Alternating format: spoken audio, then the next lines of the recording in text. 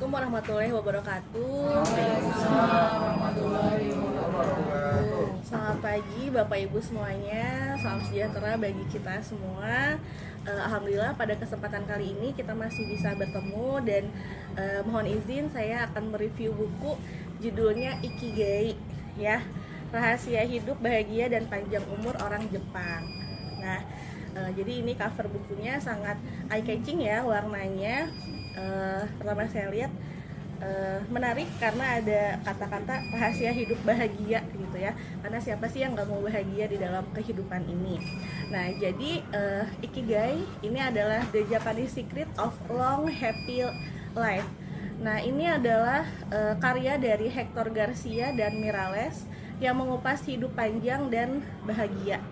Nah, di mana Hector Garcia ini adalah seorang penulis yang sudah lama tinggal di Jepang dan Miralles ini adalah seorang penulis bestseller. Nah, di buku ini mereka melakukan riset terhadap satu komunitas yang tinggal di Okinawa, Jepang. Nah, di sana ada komunitas dengan hidup yang paling panjang di dunia. Nah, di sini penulisnya melakukan wawancara kepada 100 orang dan mendengarkan kisah-kisah hidup para warga Okinawa ini. Mereka mendapatkan pemahaman yang mendalam tentang rahasia hidup yang panjang dan juga bahagia. Terus di tiap babnya ini ada kisah-kisah tentang gaya hidup, pola pikir, sikap, ada tentang diet juga, rutinitas para orang-orang Okinawa. Di sini saya mau sharing beberapa insight yang saya dapatkan ketika membaca buku Ikigai ini.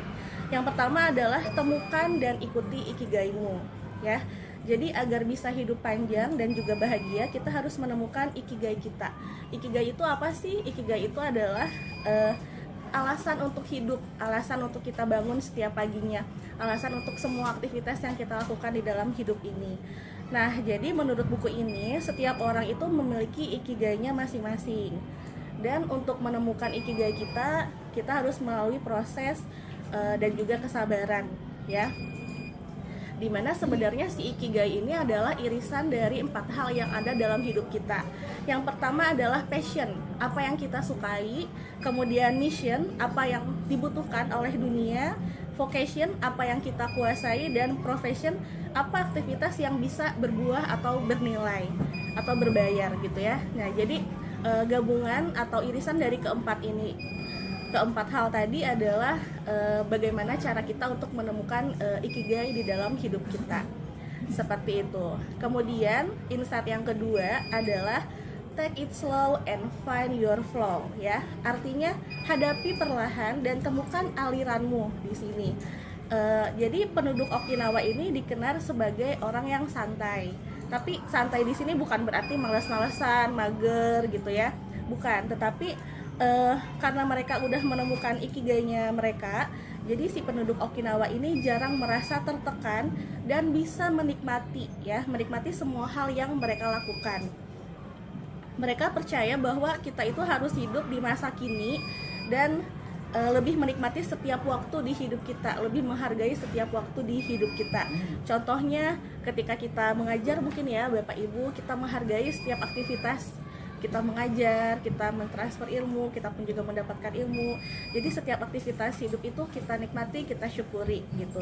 Atau kita menghargai alam bebas, bersyukur masih bisa melihat matahari pagi misalkan. Kita nggak kepikiran sama masa lalu ataupun khawatir dengan masa depan. Kita hanya fokus pada hidup kita yang kini dan sekarang gitu. Dengan flow atau aliran itu akan ada rasa semangat baru di setiap harinya, rasa hidup dan ada kedamaian yang merasuki diri kita. Next, insight yang ketiga adalah teruslah aktif dan jangan pensiun. Nah, jadi penduduk Okinawa ini nggak pernah berhenti bergerak. Bergerak di sini bukan berarti aktivitas olahraga yang lari cepat gitu ya atau lari jarak jauh, bukan. Tapi sesederhana kita jalan kaki mungkin di sekitar rumah kita menanam atau kita bernyanyi, melakukan hobi kita.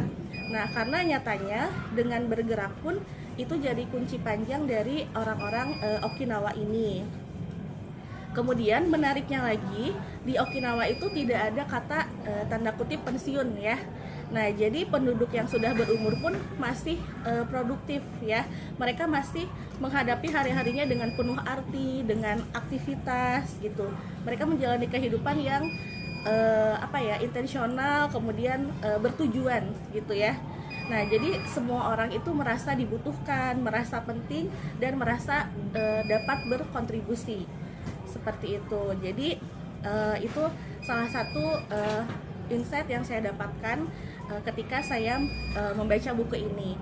Menurut penulisnya, pada saat kita bisa menjaga pikiran dan juga visi kita untuk selalu aktif dengan penuh arti, otak kita juga akan terus tumbuh, Bapak Ibu, dan bisa revitalisasi juga. Menurut bukunya, yuk dari sekarang kita jangan sibuk mengumpulkan uang misalkan untuk bisa pensiun dini gitu ya, tapi kita ubah pola pikir kita harus fokus untuk membangun hidup yang fantastis selagi kita masih punya waktu, seperti itu. Saya senang baca buku ini karena ada potongan-potongan informasi, kemudian ada testimoni dari penduduk Okinawa langsung, jadi saya merasa lebih personal gitu ketika membaca buku ini. Semoga kita dapat menemukan ikigai kita, merasakan hidup panjang dan juga bahagia.